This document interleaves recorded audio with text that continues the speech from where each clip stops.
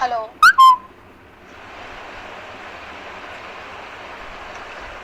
Hi, we are going live with Prateek Kuhad right now.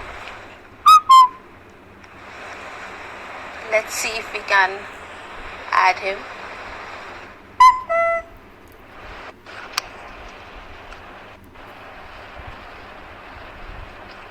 We are trying to connect to him. Just waiting for him to join in. Hi. Hey, how's it going? It's good. How is self-isolation treating you? It's been fine so far for me. Honestly, I feel like I've done this before a lot of times. I'm not. I feel like I have my social periods in spurts. A lot of times, I feel like staying in, and I've spent like times when I've spent like weeks at home without going out even once, like many times. So it's not. It's Right. It's not been a massive challenge for me, frankly, so far. Right. I keep saying that my entire life was meant for this period. Like I have worked my entire life for this period when you don't have to go out, work from home, no need to meet people in person. So yeah. But then how different is it? Like as it is, writing is a very solitary job. But this is something imposed, like you cannot go out. So is it any different? Look, I think there's a few things to this, and I want to say that for one, I'm very very fortunate, to have a home, to have to be living in a part of Delhi where it's easy to do this. There's essentials are available, so I think it's a bit it's very easy for me to say. That it's been easy for me and stuff, and for a lot of people it's been very very challenging, of course. And so let's not overlook that, but that being said, I guess it's almost better in a way for me compared to a self-imposed isolation that I do, for a creative process, because you don't have an option to go out. You don't have, and I haven't actually lived such a regulated lifestyle in several years, I think, because there's been no touring, no traveling, no random trips. So, and my life has become very regulated. Like I sleep early, I eat before 8 p.m. every day these days. I have no late dinners. I'm barely drinking because, you're just at home. So there's a lot more time. Weirdly, I feel I'm also in a way, you're almost connecting more with your friends because there's less frivolous activities you're doing, and you're just calling them up and chatting with them about how's it going, and with my family and stuff. So it's interesting, but and creatively, it's definitely a very. It's almost more disciplinary, but you don't feel any I don't know, I guess any FOMO. You don't know if anybody else is good. There's no temptation. So you're very relaxed being at home. I'm very relaxed being at home. Mm-hmm. So, when you are on your own or when you have so much time, you discover certain things about yourself, maybe something that you have forgotten about yourself. So what are those discoveries that are happening now?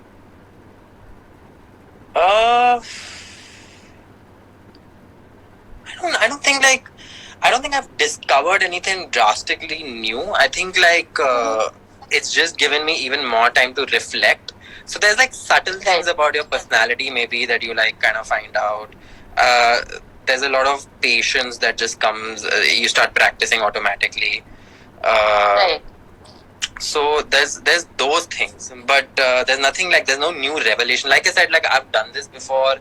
I'm used to spending time just with myself. So I think a lot of self-discovery and things like that just happens from isolation anyway. So are you being more productive now? Are we going to see a entire new album coming out after this is over?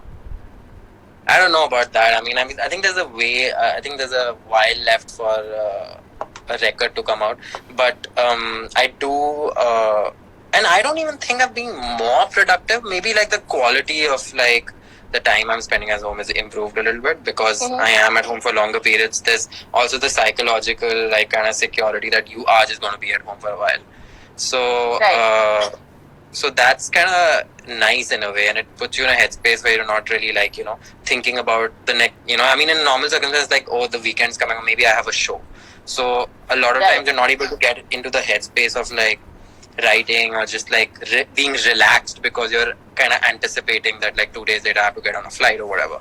So things like that. But honestly, like I think I'm being almost as productive in that sense. It's just like I'm taking things like more slowly, and I guess we'll find out if this is a good thing or a bad thing. I don't know. There's never been this sort of a like forced isolation before ever. It's kind of unprecedented for everybody, I guess, in this world. So I guess only time will kind of tell.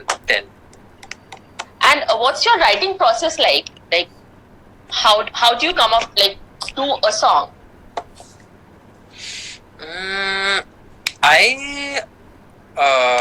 It's kind of it's like changed, I guess. Like it's been kind of up and down. At the core of it, it's always kind of like I tend to focus a lot more on the words, and I spend a lot more time doing that. Things like melodies and like structures and those things come a lot easier to me, and that stuff like doesn't take too much time. It's mostly like finishing the writing part of it, the like the words that are challenging. But and that is pretty much the same. I think the core of my songwriting process is pretty much like that always, and it keeps changing. So there are phases when I'm spending like maybe a little bit more time on melody than compared to other things. But like a lot of people ask this about a process. I don't know how to put it because there's no like chronological thing. It's not like I write words first and the melody first or anything. Anything can happen at any time, first or second, or like it's kind of like back and forth. Maybe I write maybe you get like one line which is interesting, then you build a little harmonic structure around it. Maybe then you grow it, maybe you don't. Sometimes you just like throw things out. Sometimes you take two songs and two different structures and put them together, make them into one new song. That also happens. Just really depends. So do you do a lot of writing outside your music writing, like maybe just poems or anything, writing down your thoughts, or everything is very little, man. I mean, honestly, I think I do. I write poetry every now and then. There's been times when like I have written poetry every now and then. It's not been a lot. I don't have a massive like volume of poems I've written, but there has been some. Right. But even writing, your lyrics are so poetic. Like it's also like kind of poetry only. I don't know. I think poetry is a bit more, you have more freedom with poetry. Like with writing, with songwriting, you kind of have to stick to, it builds another little like cage around that poetry, because it's like there has to be a certain like number of syllables per line. There has to be a certain structure. Some amount of repetition is interesting usually. There's a lot of times rhyming is quite important in a song, versus all of these things are not like set in stone in poetry. You can write something which is like a lot like prose a lot of times, but it could just because of the sentiment of it come across as a really nice poem. So I think poetry gives you a little bit more freedom, but that being said, it's harder because sometimes when you have so much freedom to work with, it's very easy to write trash. So having that kind of like discipline to be able to write something that's really subtle but doesn't have any rules and is really interesting is a lot harder. So poetry can always be a lot harder depending on how you're approaching it. Right. And who are the poets that you read, that you love reading, or you're reading something right now? I have not read an extensive amount of poetry. I mean, I think the only two poets that I kind of read a significant number of poems of was one. I had like this one big book of like Allen Ginsberg, and so I've read a lot of that, and I like this. Dylan. Yeah, I think it's that one. Yeah. So it's like it's this entire like collective. Right. So I haven't read all of them, but I've read a lot of that. Like you go back and forth, and I've read a bunch of Dylan Thomas, and I think that's pretty much it. Other than that, it's been like here and there, like if somebody sends you something, and like I've never like extensively sat and studied like lots of poetry. And then there's some Hindi poetry, like a little bit of like Amrita Pritam and a lot of like old ghazals and stuff, which are also pretty much like poetry. Yes. And also, what about movies? Do you watch movies or that's not your. Yeah, I think like I watch a lot of movies. I mean, and especially this past couple of weeks, every night I've been watching like one or two movies, and I almost feel like I've run out of them. I feel like I've just seen every movie that there is because like usually, and especially I think like streaming platforms and stuff like pretty much have the same set of like films, and I've pretty much seen one of them sometimes. So it's almost like now. So do you randomly pick, or it's like one director that you watch all the films of, or how do you like choose what to watch? Or it's like a combination of how good the trailer looks to what I feel like watching, and obviously like reviews and stuff and how it's been rated. So or how well it's done. So first you read the review and then you watch the movie, or it's the other way?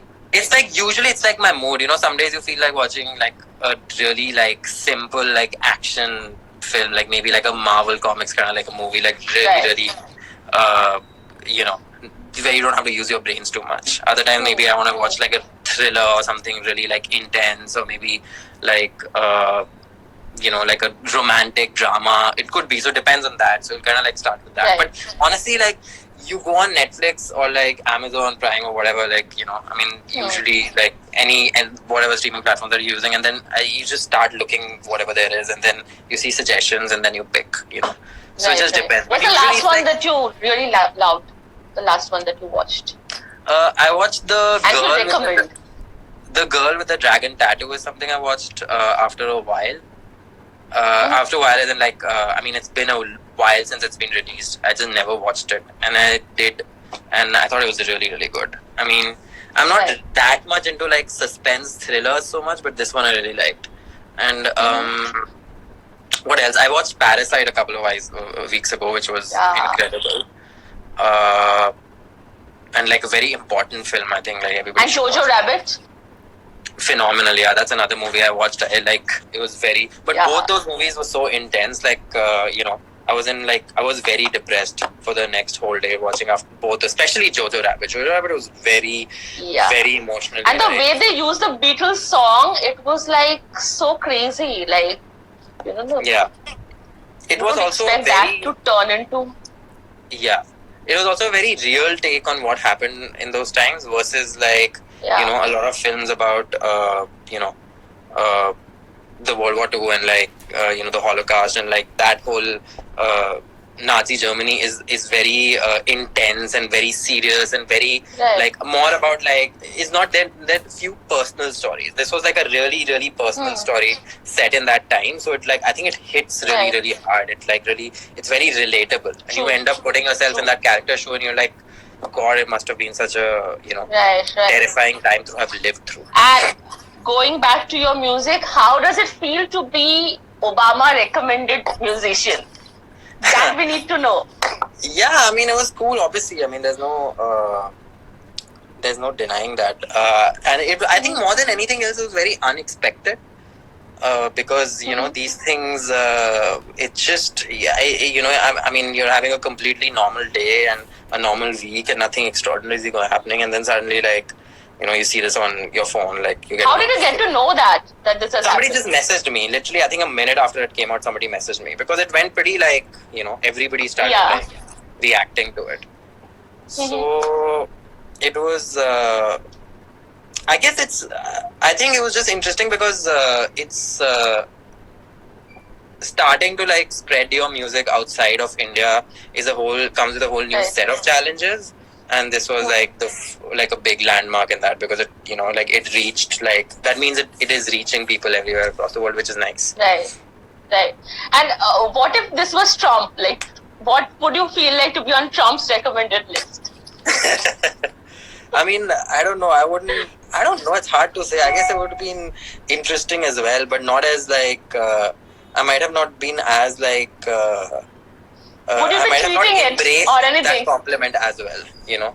As I had with like Obama, because I guess politically I lean closer to that end versus this. So. Right. And so we did your cover story before this happened, before the world and Obama discovered you. How was that experience of that story? And we did it over phone. Like, it was not that I met you and did it. So we were asking that how was that cover story experience, because that, I guess that was the first cover that you got, being on the cover of a magazine. What was that feeling? And we did it like it was a telephonic interview that we did. Yeah. Unlike the other, yeah. So what was that was really cool. I mean,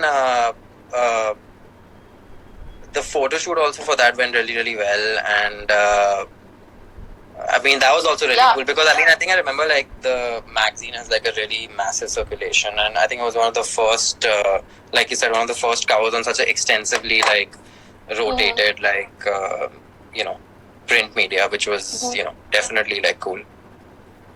And we were going through, like, while doing the story also, we were going through the comments that you keep getting. Like, it's like total mush happening on the Twitter timeline. How do you react to those?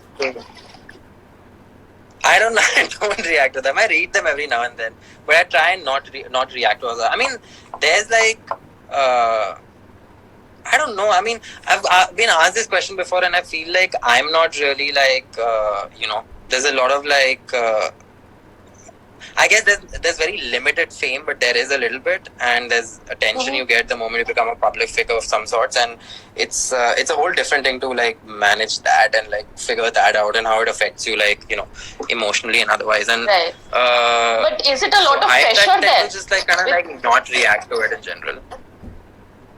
I think it's just perception. It's up to you. I think like some people can like take it really, really seriously, and it could be really intense. But if you just don't, then it's not. I mean, at the end of the day, I just have to do my job. That's the most like, yeah. That's probably the most. And the last question is that what is the one song that you recommend of yours that you really love? I can't recommend my own.